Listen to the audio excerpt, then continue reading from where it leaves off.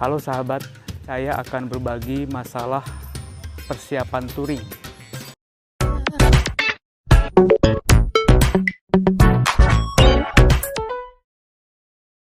Kita akan berbagi pengalaman mengenai persiapan touring.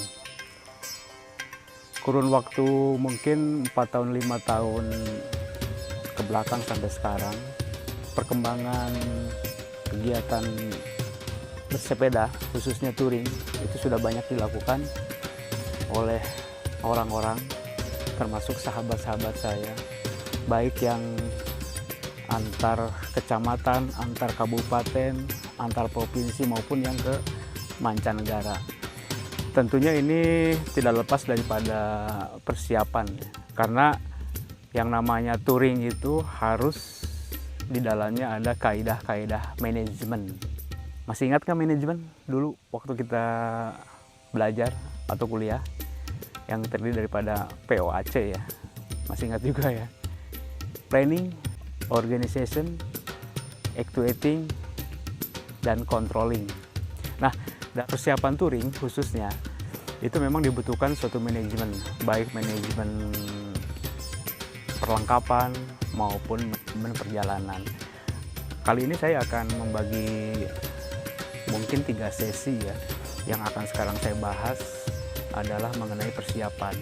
Nanti insya Allah ada juga pada saat pelaksanaan touring dan kemudian setelah touring. Nah, sekarang kita akan membicarakan masalah persiapan. Yang pertama adalah, yang paling utama adalah dalam persiapan touring ini adalah tujuan. Jelas kalau kita tidak punya tujuan, tiba-tiba ingat touring, kemudian ngepak barang, langsung berangkat entah kemana, itu tidak disarankan. Karena di dalam tujuan itu ada keterkaitan nanti dengan persiapan. Satu adalah tujuan.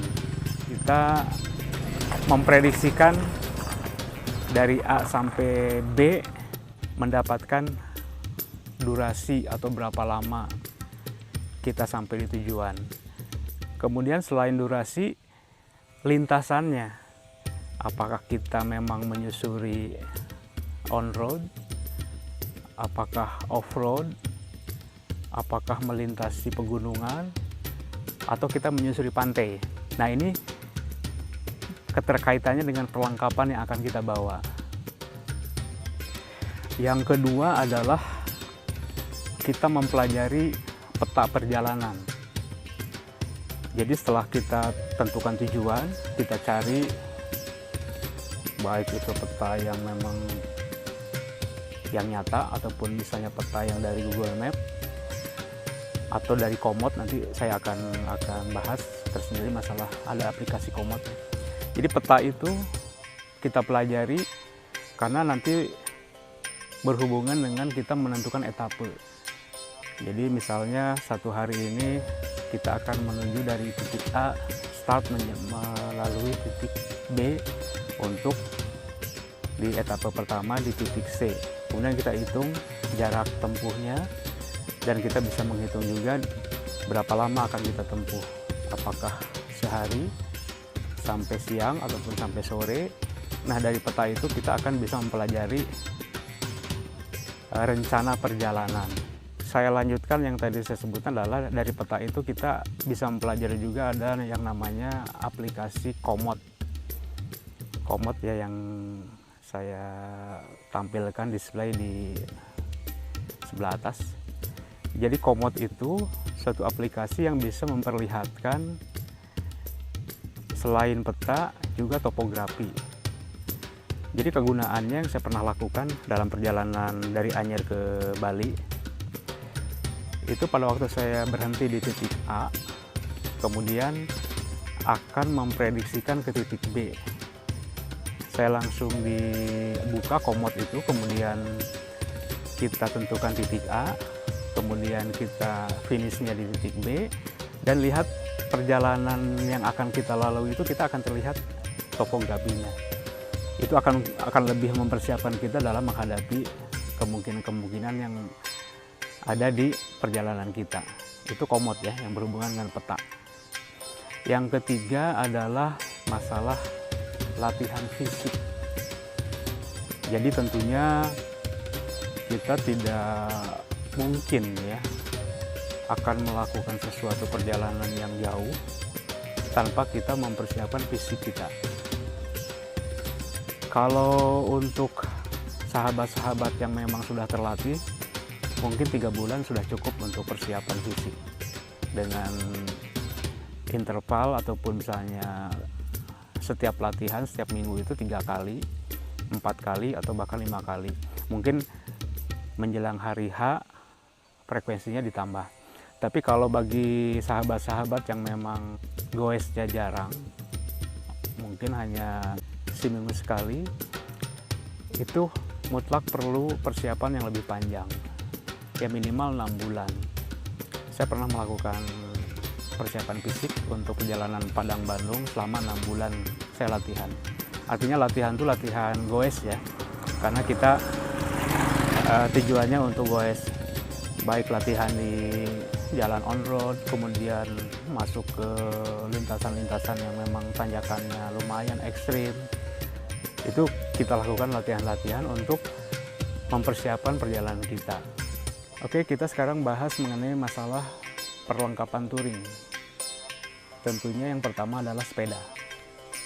Sepeda, apakah itu sepeda touring, sepeda lipat, ontel, MTB, dan sebagainya, itu sah-sah aja asal bisa digoes.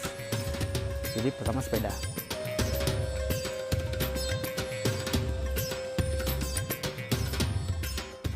Kemudian yang kedua tentunya adalah helm. Itu jangan kita lupakan, kemanapun kita bersepeda kita harus membawa helm. Kemudian sarung tangan. Setelah sarung tangan, sepatu. Jangan pakai sandal ya. Sepatu bisa bermacam-macam, bisa sandal gunung, bisa sepatu khusus sepeda, bisa sepatu gunung, bisa sepatu cap, tergantung dari kenyamanan, kebiasaan yang kita gunakan. Setelah itu, yang berhubungan dengan sepeda adalah kita harus selalu membawa toolkit untuk reparasi ringan manakala di perjalanan ada trouble. Dihubungkan juga atau digabungkan juga dengan perlengkapan tambal ban. Itu biasanya kalau dalam perjalanan selalu kita, kalau nggak kempes ataupun bocor, kita alami ya. Kemudian folding knife ya, atau pisau lipat. Biasanya saya membawa Victorinox. Saya membawa juga cadangan tempat air atau folding bottle, jadi botol yang bisa dilipat. Kalau tidak digunakan, kita lipat, kita simpan. Selain itu, yang perlu dibawa adalah raincoat, jas hujan, ataupun yang sederhana plastik untuk jaga-jaga kalau kita kehujanan. Yang penting juga adalah senter, baik untuk penerangan ke depan yang nempel di sepeda ataupun yang di belakang sepeda bila kita terpaksa melakukan perjalanan malam, ataupun senter yang memang bisa dipasang di kepala atau headlamp. Saya biasanya bawa 3 macam ya, headlamp, senter biasa, kemudian lampu yang safety yang di belakang, karena dalam kenyataannya pasti kita akan menjalani perjalanan malam, karena prediksi kita sampai di tempat B ternyata tidak tercapai, kita perjalanan dilaksanakan malam hari. Selanjutnya perlengkapan yang lain adalah ini Garmin. Ini saya pakai yang tipe 510. Ini bisa mendeteksi denyut nadi dengan sensor di dada, terus kecepatan kita, jarak kita, dan cadence. Kemudian nilai akhirnya bisa kita simpan di Garmin Connect dan bisa connect ke Strava. Itu perlengkapan yang standar yang memang diperlukan untuk perjalanan.